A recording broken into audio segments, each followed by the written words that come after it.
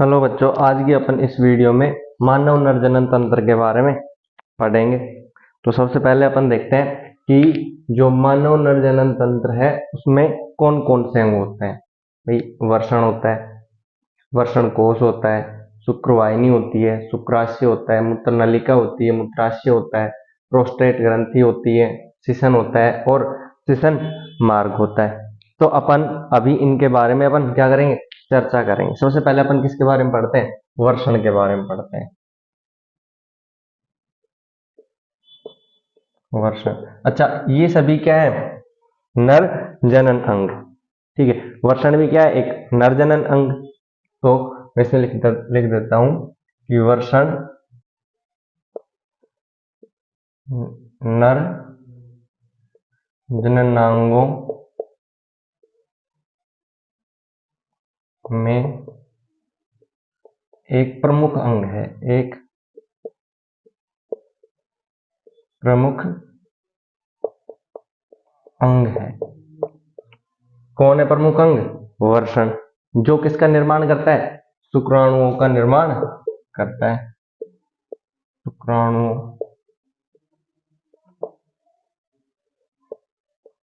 का निर्माण करता है। अच्छा, अभी आपसे ये क्वेश्चन पूछा जाएगा कि शुक्राणुओं का निर्माण कहां पर होता है, तो वो वर्षण में होता है। अच्छा, शुक्राणुओं को अपन एक नाम से और जानते हैं, नर जनन कोशिका। नर जनन कोशिका, यानी कि ये जनन में सहायक होता है। कौन? शुक्राणु। बताओ, अभी अपन किसके बारे में पढ़ रहे हैं, वर्षण के बारे में पढ़ रहे हैं। और ये कहां पर पाया जाता है, उदर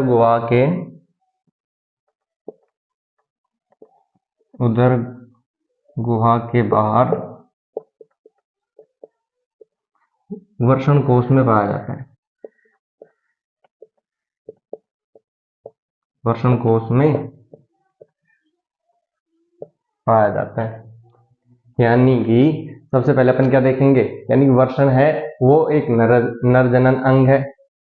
ठीक है, जिसमें क्या होता है, शुक्राणुओं का निर्माण होता है या फिर नर जनन कोशिकाओं का निर्माण होता है। ये कहां पर पाया जाता है, उदर गुहा के बाहर वर्षण कोश में पाया जाता है। वर्षण कोश कहाँ है, ये रहा। वर्षण कोश के अंदर क्या पाया जा रहा है, वर्षण पाया जा रहा है।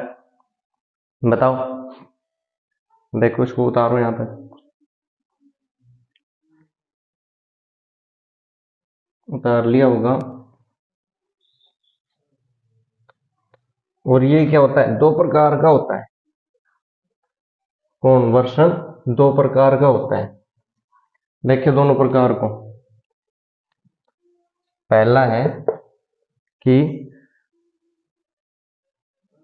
इसमें क्या होता है, यानी एक भाग है,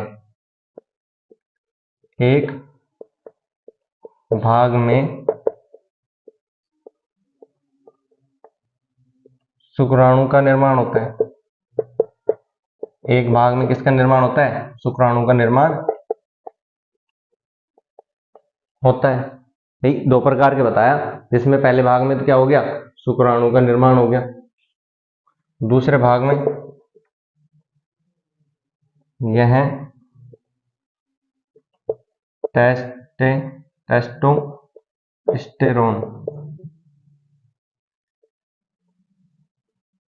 नामक हार्मोन का स्राव करता है।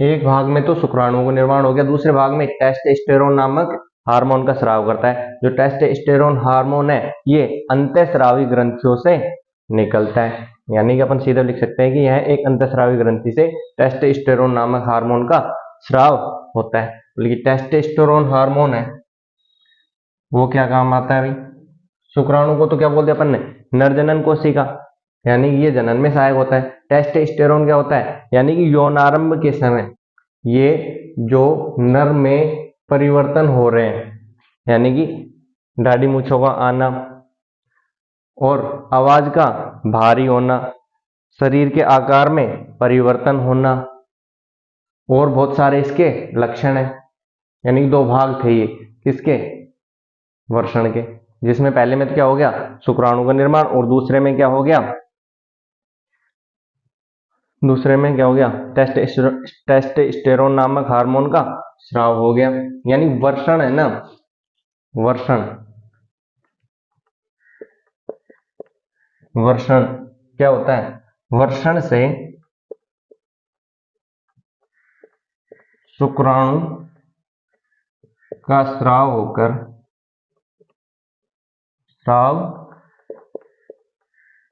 होकर अधिवक्र,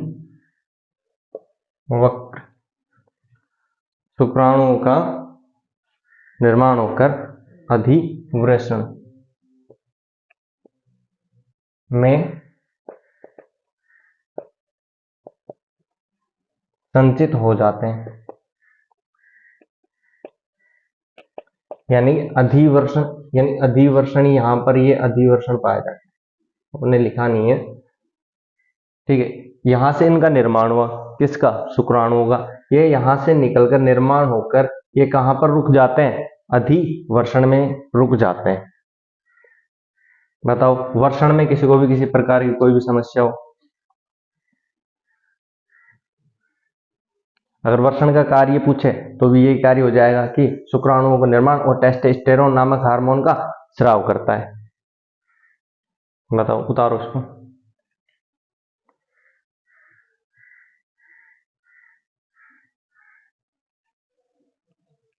उतार लिया होगा।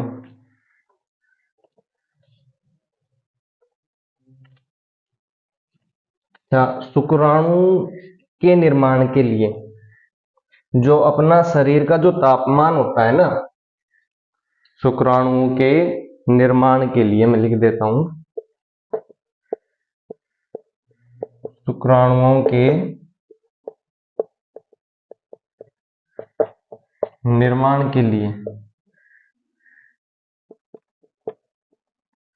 जो तापमान होता है, शुक्राणु निर्माण के लिए तापमान कम होता है। किससे कम होता है, अपने शरीर से। यानी जो अपना शरीर का जो तापमान होता है वो कितना होता है, 37 डिग्री सेल्सियस। लेकिन शुक्राणुओं के निर्माण में कितना तापमान चाहिए अपने को, 35 डिग्री सेल्सियस के आसपास। मैं इसको ये बोल सकता हूं लगभग, यानी शुक्राणुओं के निर्माण में 35 यानी 35 डिग्री सेल्सियस तापमान सामान्य होता है या फिर उचित माना जाता है। और किसके अकॉर्डिंग, अपनी बॉडी के अकॉर्डिंग। यानी अपनी बॉडी का जो तापमान होता है वो ज्यादा होता है 37 डिग्री सेल्सियस, लेकिन अपनी बॉडी के तापमान से कम होगा तो किसका निर्माण हो जाएगा, शुक्राणुओं का निर्माण हो जाएगा। इसी वजह से ये वर्षण कोश में पाए जाते हैं, यानी बाहर पाए जाते हैं, अपनी शरीर से बाहर पाए जाते हैं। बताओ, उतारो इसको।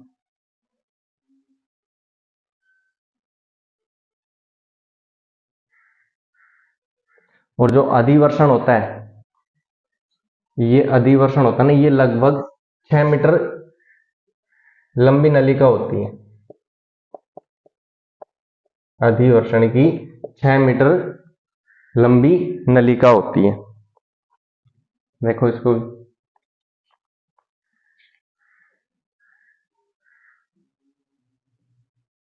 यानी कि जो वर्षण से जुड़ी हुई होती है, और ये वर्षण शुक्रवाहिनी से जुड़ा हुआ होता है। यानी कि जो शुक्राणुओं का निर्माण किस में हुआ, वर्षण में, वर्षण से निकलकर अधिवर्षण में संचित हो गया, फिर यहां से क्या हो रहा है, ये शुक्रवाहिनी से जुड़ा हुआ है, और शुक्रवाहिनी से जुड़ा हुआ है तो ये इस मार्ग से होते हुए बाहर निकल जाता है। देखो, उतार लो इसको भी।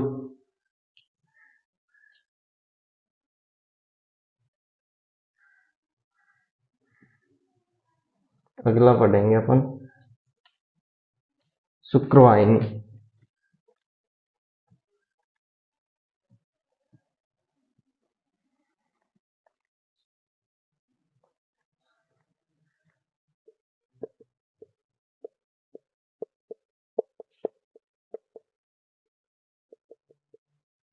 अगली कौन सी है? शुक्रवाहिनी में क्या होता है, यानी वर्षण से, लिख देता हूं, वर्षण से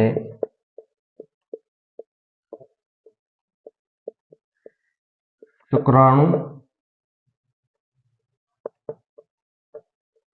निर्माण के बाद शुक्रवाहिनी, इसी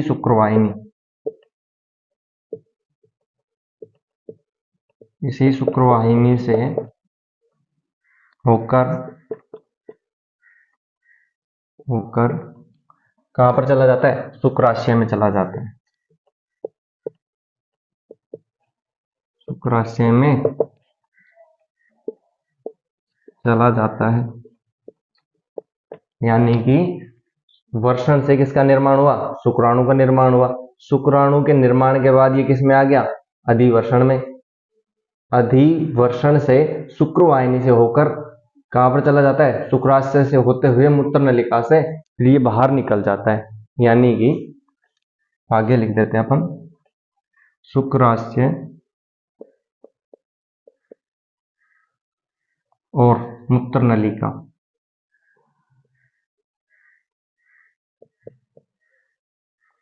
शुक्राशय और मूत्र नलिका दोनों संयुक्त होकर, यानी कि ये दोनों जुड़कर, कौन कौन? शुक्राशय और मूत्र नलिका दोनों जुड़कर क्या करते हैं? मूत्र मार्ग, यानी कि मूत्र मार्ग से शुक्राणु और मूत्र का उभय मार्ग है। उभय मार्ग यानी एक ही मार्ग है, किसका? शुक्राणु और मूत्र का, यानी कि एक ही मार्ग से, इसी से मूत्र मार्ग से होते हुए ये बाहर निकल जाते। कौन कौन? शुक्राणु और मूत्र। जो कैसे कैसे हुआ? यानी वर्षण से शुक्राणु का निर्माण हुआ, अधिवर्षण में चला गया, अधिवर्षण से शुक्रवाहिनी से होते हुए फिर शुक्राशय से, फिर शुक्राशय किससे? मूत्र नलिका से जुड़ता है, और मूत्र नलिका से कहां से सीधा निकल जाता है? मूत्र मार्ग से बाहर निकल जाता है। उतारो यहां तक।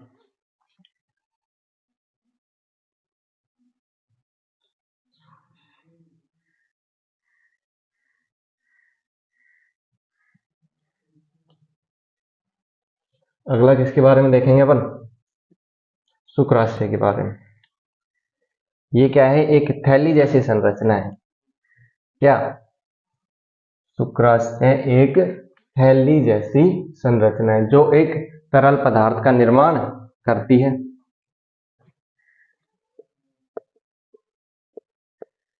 शुक्राशय क्या है? यह एक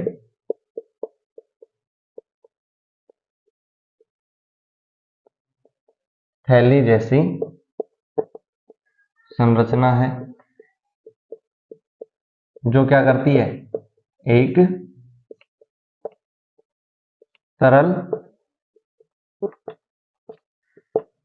पदार्थ का निर्माण करती है। शुक्राशय क्या करता है कि एक तरल पदार्थ का निर्माण करता है, और ये एक थैली जैसी संरचना है। थैली जैसी दिखाई दे रही है अपने को? ये थैली जैसी संरचना है जो किसका निर्माण कर रही है? एक तरल पदार्थ का निर्माण करती है, जो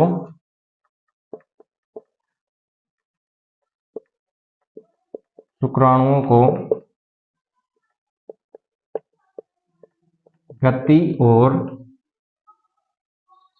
गति और ऊर्जा प्रदान करती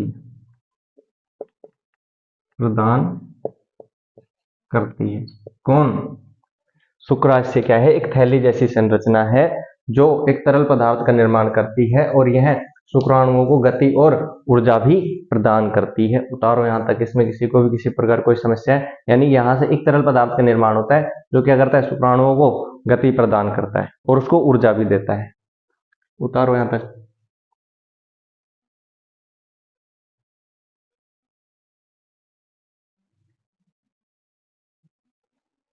हम किसके बारे में देख लेंगे अपन, प्रोस्टेट ग्रंथि के बारे में। यह भी एक क्या है, एक अखरोट के समान होती है। कैसी होती है, अखरोट के समान, यानी इसकी संरचना कैसी होती है, एक अखरोट के समान होती है। और ये कैसी, एक बाह्य स्रावी ग्रंथि है। प्रोस्टेट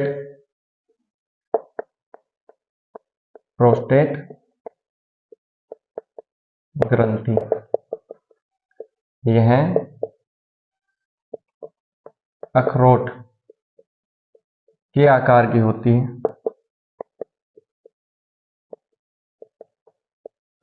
कैसी होती है, ये अखरोट के आकार की होती है। इसे क्या बोलते हैं, बाह्य स्रावी ग्रंथि। बाह्य स्रावी ग्रंथि। पूछा जाएगा कि नर जनन तंत्र में बाह्य स्रावी ग्रंथि कौन सी है, तो प्रोस्टेट ग्रंथि।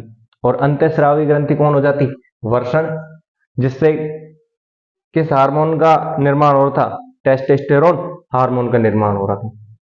लेकिन प्रोस्टेट ग्रंथि अखरोट के समान होती है और ये क्या बाह्य स्रावी ग्रंथि होती है, जो क्या करती है, एक तरल पदार्थ का निर्माण करती है, जो एक तरल पदार्थ का निर्माण करती है,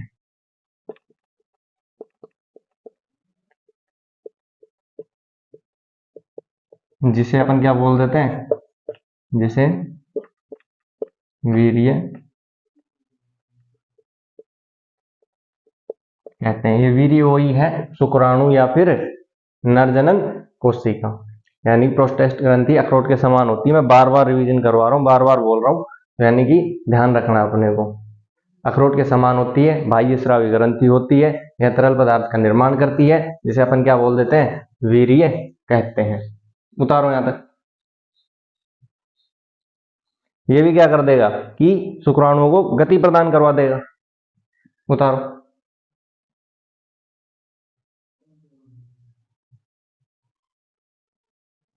उतार लिया होगा। अब किसके बारे में पढ़ेंगे अपन, श्वसन के बारे में पढ़ेंगे।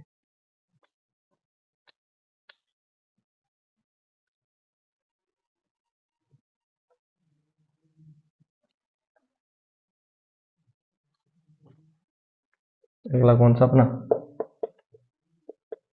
श्वसन। ये कैसा होता है, एक बेलनाकार अंग है। यह एक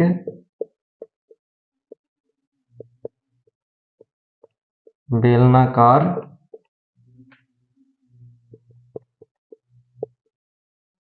अंग है जो बाहर की ओर पाया जाता है, यानी कि जो वर्षण कोश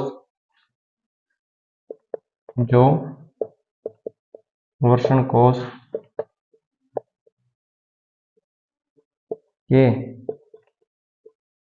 बाहर लटका होता है या फिर लटका हुआ होता है, यानी कि यह एक बेलनाकार अंग है जो वर्षण कोश के बाहर लटका हुआ होता है, वर्षण कोश के बीच पाया जाता है और ये शिथिल अवस्था में पाया जाता है। यह शिथिल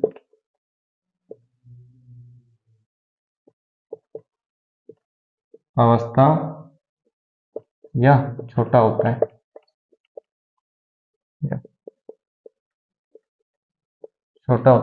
यहाँ तक उतारो। यानी कि यह एक बेलनाकार अंग है जो बाहर की ओर लटका होता है, यानी वर्षण कोश के बाहर या फिर वर्षण कोश के बीच लटका होता है और ये शिथिल अवस्था में पाया जाता है या फिर छोटा होता है। उतारो यहाँ तक। और इसमें अच्छा ये काम क्या आता है, यह मूत्र का निष्कासन या मैथुन यानी कि सेक्स के काम आता है।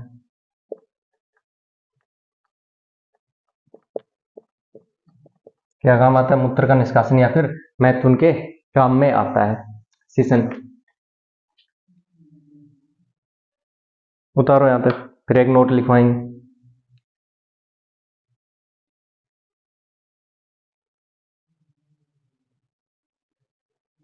यानी जो शुक्राणु होते हैं ना, वो 2.5 से अगर 4 मिलीलीटर है, यानी जो शुक्राणु की क्वांटिटी है वो,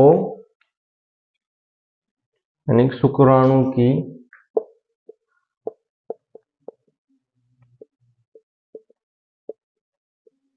मात्रा अगर 2.5 से 4 मिलीलीटर है तो इसमें कितने शुक्राणु पाए जाते हैं? लगभग 300 से 400 मिलियन। यानी कि शुक्राणु की क्वांटिटी अगर 2.5 से 4 मिलीलीटर है तो लगभग 300 से 400 मिलियन शुक्राणु उसमें पाए जाते हैं। यहां तक बताओ, किसी को किसी प्रकार कोई समस्या हो? उतारो यहां तक भी।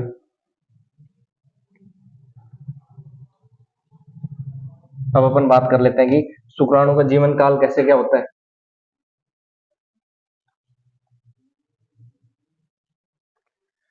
यानी जो मानव शरीर है, मानव शरीर में लगभग 30 दिन तक जीवित रह सकता है। कौन? शुक्राणु मानव शरीर में लगभग 30 दिन तक जीवित रह सकता है। और मैथुन के बाद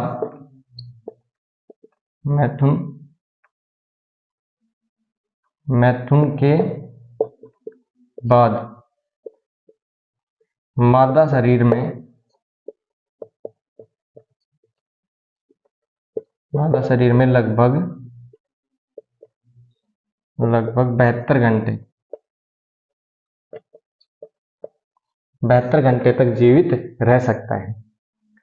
भाई मैथुन के बाद में ये 72 घंटे तक जीवित रह सकता है। और मानव शरीर में 30 दिन तक, लगभग 1-2 दिन ऊपर नीचे हो जाए या फिर 1-2 घंटा ऊपर नीचे हो जाए, वो कोई बड़ी बात नहीं है, लेकिन लगभग लिया गया अपन को।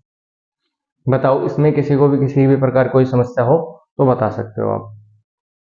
देन अगला अपन पढ़ेंगे मानव मादा जनन तंत्र। ठीक।